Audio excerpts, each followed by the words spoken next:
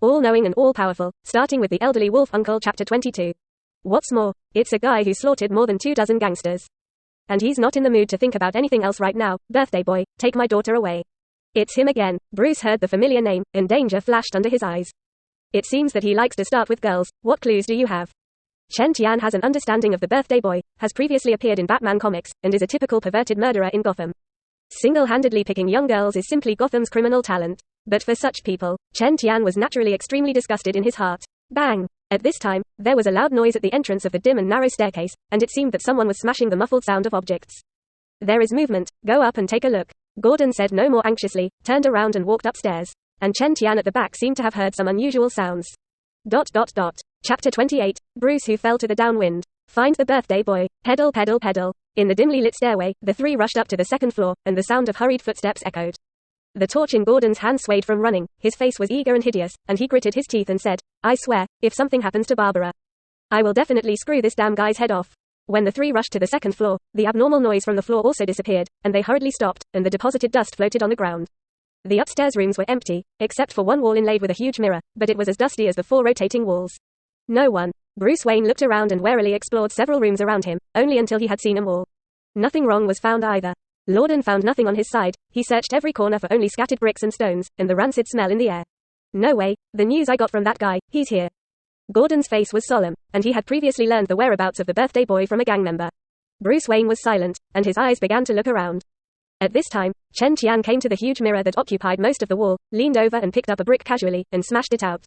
Bang! Boom! The huge mirror burst open in an instant, turning into countless fragments that reflected the bright light, and Ding Zero fell to the ground with a clatter. The voice also caught the attention of the two of Bruce, and when they turned their heads, they saw a heavy iron door exposed on the wall that had been hidden behind them. Bruce and Gordon looked at Chen Tian with a surprised expression. They didn't see the slightest problem in the mirror. The main thing is that it is full of dust and looks like it has not been moved recently. How did you find out? Gordon asked suspiciously. I have good hearing. Chen Tian explained casually, reached out and tried to pull the door, found that the iron door was locked, and immediately raised his foot without hesitation. Boom! In the huge collision sound, the iron door in front of Chen Tian opened in response. On the facade, there is even a twisted footprint. Gordon was stunned when he saw this scene, swallowed a mouthful of spit with difficulty, and said kick the iron door with a finger width. Batman, where did you find helpers? He looked at the yellow-skinned boy's slightly thin body, and his eyes shook. Unfamiliar. Bruce was no longer willing to say more, taking the dart and looking warily into the room inside. Aha! A sound of a girl whimpering and crying came out. A party house? Chen Tian saw the layout of the room clearly, and couldn't help but raise his eyebrows. This slightly spacious room is decorated with light balls to illuminate the space, and there is a table with birthday cakes in the middle. Directly opposite the wall outside hung a banner with the words Happy Birthday. Someone. Bruce narrowed his eyes and walked towards the weird room in front of him. The closer he got to the choked person, the more he moved. Soon I saw a girl curled up in the corner, her shoulders constantly shrugged, and she was crying. The girl's face was covered with tears, her face was distorted after a heavy shock, and she struggled frantically when she saw someone come in. Barbara. Gordon, who came in later, saw the girl's face clearly, found that it was his daughter, and nervously rushed towards the other party. Unaware. As he passed a corner, a tall figure slowly raised the kitchen knife in his hand and slashed at him with all his might. Gordon, be careful. Bruce's gaze froze and reminded loudly. Gordon also reacted. Looking back, his pupils suddenly shrunk. The kitchen knife in the tall figure's hand had already cut down towards him, and the blade with cold light was reflected in his eyes, rapidly becoming larger. The next moment, Gordon's eyes flickered, and a black shadow flashed. Clang! In the sound of metal clashing, Bruce was already in front of him between the electric stone fire, and blocked the slash with his bracker. The huge figure, seeing that his attack was blocked, roared angrily, "Damn bats!" Before the words fell, he had already abandoned the kitchen knife in his hand, and then he hugged Bruce, broke through the wall and jumped downstairs. Bang! Countless bricks and stones splashed, and a large hole was knocked out of the wall. With the sound of heavy objects falling to the ground, the two sides had smashed into the road outside the abandoned building, raising endless dust and fog. Damn it! Bruce fell in pain like his internal organs were torn, cursed secretly, and struggled to get up. At the same time, looking back at the huge guy lying at his feet, his face wrapped in a yellow hood, he had also determined the identity of the other party. Birthday boy, I've been tracking you down for so long, I won't let you go.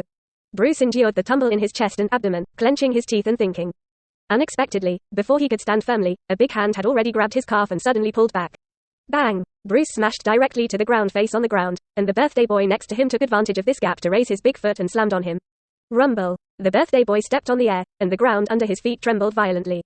Bruce rolled a few times to the side before standing up slightly embarrassed. His young man was not very experienced in fighting, resulting in multiple mistakes. Next second, the birthday boy roared, didn't do much nonsense, and punched him directly.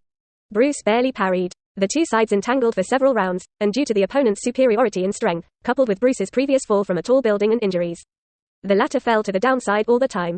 Ultimately, Bruce was accidentally hit in the head with a punch, groggily lost his mobility, and was slammed against the wall by the neck. Inside an abandoned building, Gordon knocked out of the hole in the second-floor wall, and was anxious to see this scene. He touched his waist but found that the gun had fallen on the car. Right at this moment, Chen Tian next to him walked over slowly, leaned over and picked up the kitchen knife that was left by the birthday boy before, and threw it out hard. Swish! The blade cut through the air, flashing cold, and in an instant it had already crossed a distance of more than 10 meters. The blade hummed, snorted, and cut half of the birthday boy's head diagonally, and suddenly blood splattered like a fountain. Chapter 29. A Hell Site. Mountains of Maiden Corpses. Chapter 1. Previous Chapter 22. 100